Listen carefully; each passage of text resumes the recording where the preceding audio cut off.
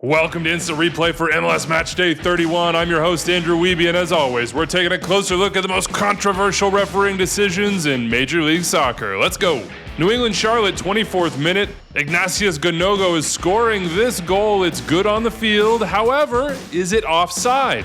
There are two potential offside calls on this one from my point of view. The obvious one for most watching is when Campana flicks the ball on for Ganogo and he scores. Remember, as we look down the line, this angle is not directly down the offside line. I think it is possible Ganogo is offside, but I don't know it. It's razor thin, and I would never expect this one to go to review. However, VAR Rami Toussaint is also taking a closer look at the initial ball, and that's where I think there's a better case for a clear and obvious offside call. No, it's not Campana here who's clearly onside, but it's Ganogo.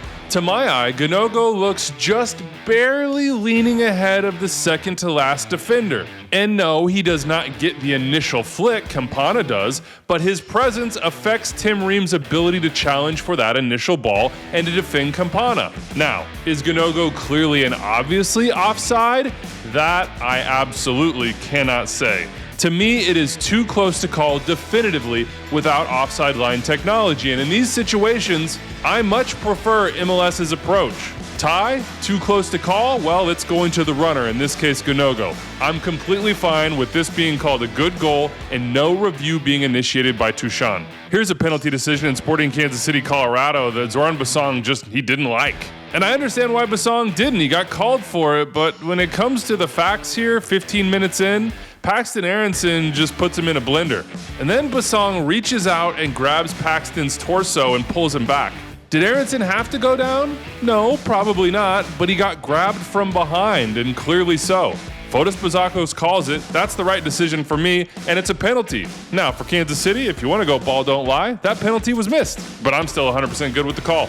Nashville, Atlanta. Atlanta won this game, which was honestly a little bit shocking, but just before the end of the first half, Sam Surridge looked like he had a goal. And the first couple times you watch this place, you might think, great set piece, big-time bravery from Surridge. That's a good goal.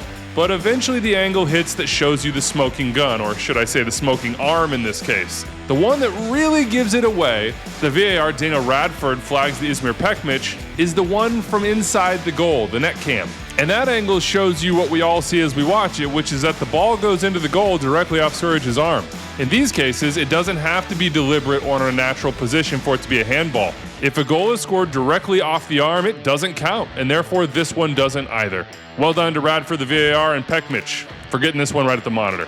2 yellows equals a red, as Owen Makanya found out for the Union. Cincinnati Philly, 60th minute, Makanya's already on a yellow, and this is a self-inflicted second yellow. The young and very talented center back, first of all, plays a ball he shouldn't play, which turns it over. And then with Evander on the ball, he goes into a challenge that he shouldn't go into. And yeah, it's reckless. And it's late. And it's never going to rise to the level of red card, except he already has a yellow. And so Sergei Boyko goes to the second yellow and gives him a red, and I think rightfully so. Tough one for Makanya in the Union. He'll miss against Vancouver. And we finish with a double penalty ask from Toronto in what was a very chippy Canadian Classique.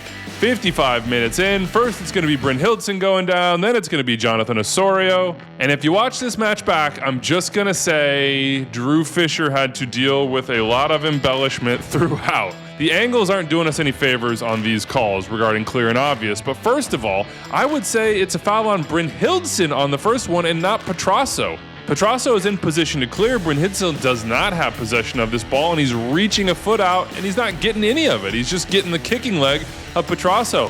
So for me, that would have been a foul on Bryn Hildson if it was clear and obvious that there was contact, which I can't tell you there was based on the angles. Now on Osorio, I do see that little bit of a shirt grab via the net camera, but it's not much, and Osorio has no chance to get to the ball, and Osorio starts going down after the ball is basically passed. So for me, Drew Fisher handled it perfectly on the field.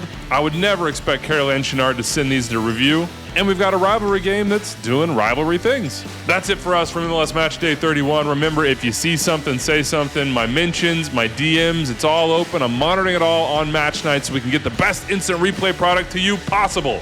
Big thanks to my editor, Aldo Medina, and my producer, Rich Hernandez. I'm Andrew Wiebe. We'll see you next time.